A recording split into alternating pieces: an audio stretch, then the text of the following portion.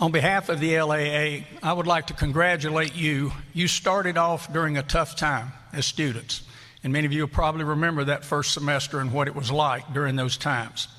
As of today, you are our newest members of the Law Alumni Association. We hope that you will be engaged, that you will take part, and that you will always be a part of UNC Law School. Thanks to our wonderful faculty and our incredible staff, you are well prepared to begin your careers. Some of you will end up in private practice, some of you in public service, some of you in business, some of you in teaching, some of you in clerkships. So you're going to have a lot of opportunities to be engaged as you move through your life. As you're doing this, you will have these opportunities to also make a difference, not just as incredible lawyers who are well trained, but as incredible leaders in your communities and in our state and in our nation. One of the things that I would recommend that you consider are the ways to give back the knowledge that you have gained. You know how to analyze, you know how to prioritize, you know how to find solutions. When you do that for the lives of the people around you, you will make a lasting impact on them and a lasting difference in your community. Take advantage of those opportunities. Spread what Carolina law has done for you throughout our area and our nation. Your life will be much richer as a result of that. One of the things that, and you're going to have to forgive me on a personal note, I'm an old guy, and I've been so blessed to have a lot of opportunities. And every time that I took advantage of one of those opportunities and I felt like I might have made a difference, it made me feel so good and made my life so much richer. So take advantage of those opportunities. And once again, on behalf of the LAA, congratulations.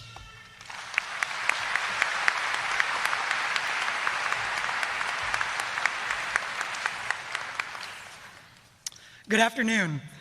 It is such an honor to have the opportunity to address this incredible group of people today. Carolina Law, class of 2024, how are we feeling?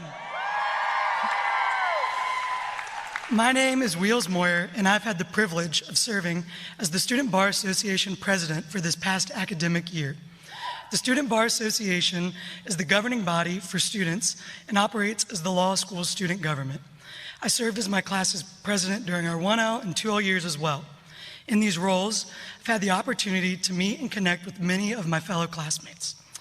In preparing for my remarks today, I've been reflecting on the past 3 years and what a transformational time it has been. Some days I feel like I've been in law school for my entire lifetime. In other days, it feels as if it has just started. In the past 3 years, there were definitely times that I became so wrapped up in law school that I lost sight of its greater purpose, to serve as a stepping stone in all of our legal careers. Law school is the last hurdle to becoming an attorney. Well, the second to last hurdle, followed by one tiny more little hurdle passing the bar. But regardless, this 36-month journey is coming to a close, and I'd like to share some thoughts on the ways we have grown and developed during this time.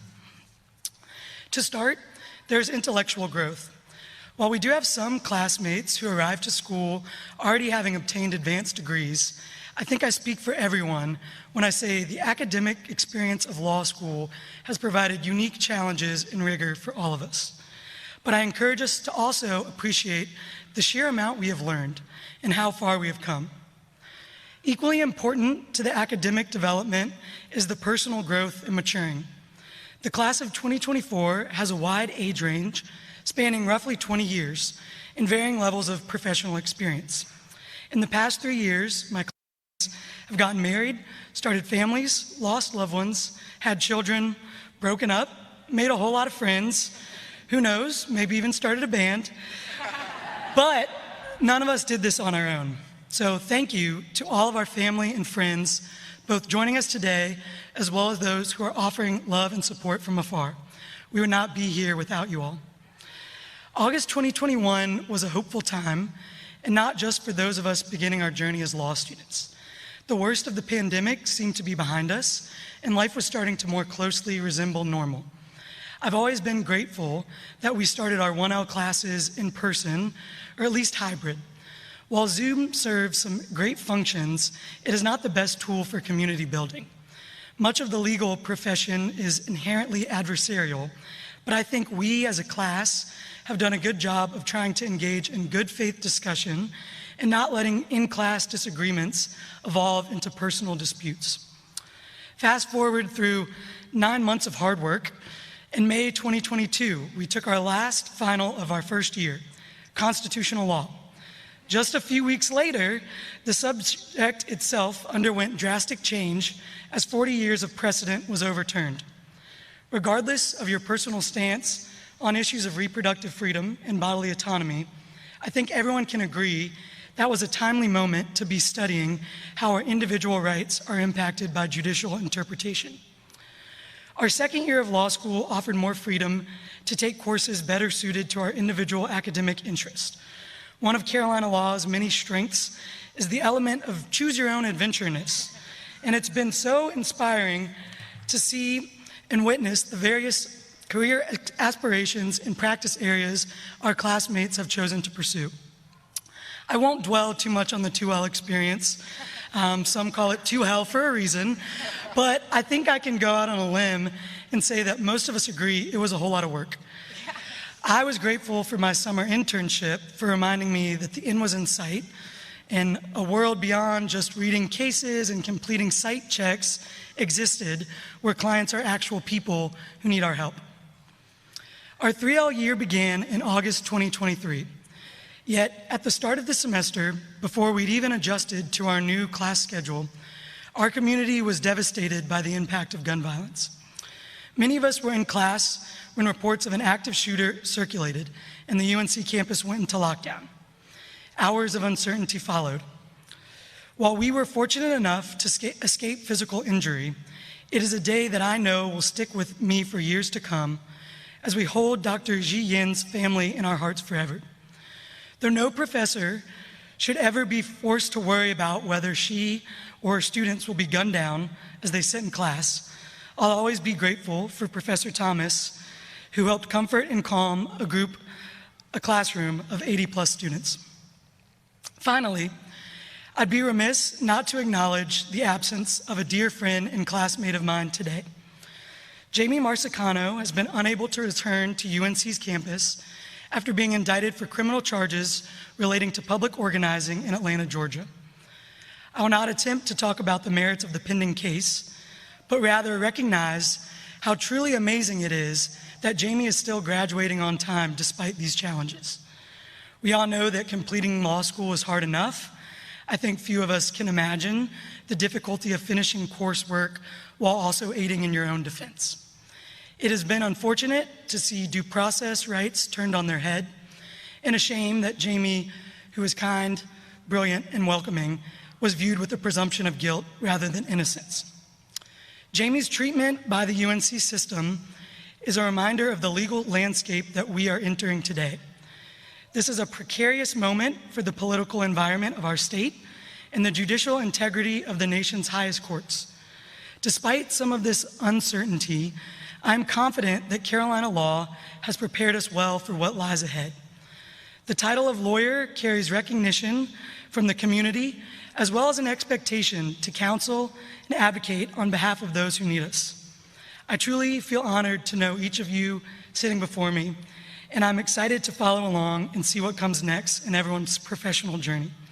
It's been such a blessing to learn alongside y'all for the past 3 years.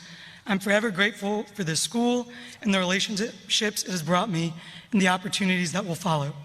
Congratulations again to the class of 2024. We have a lot to be proud of.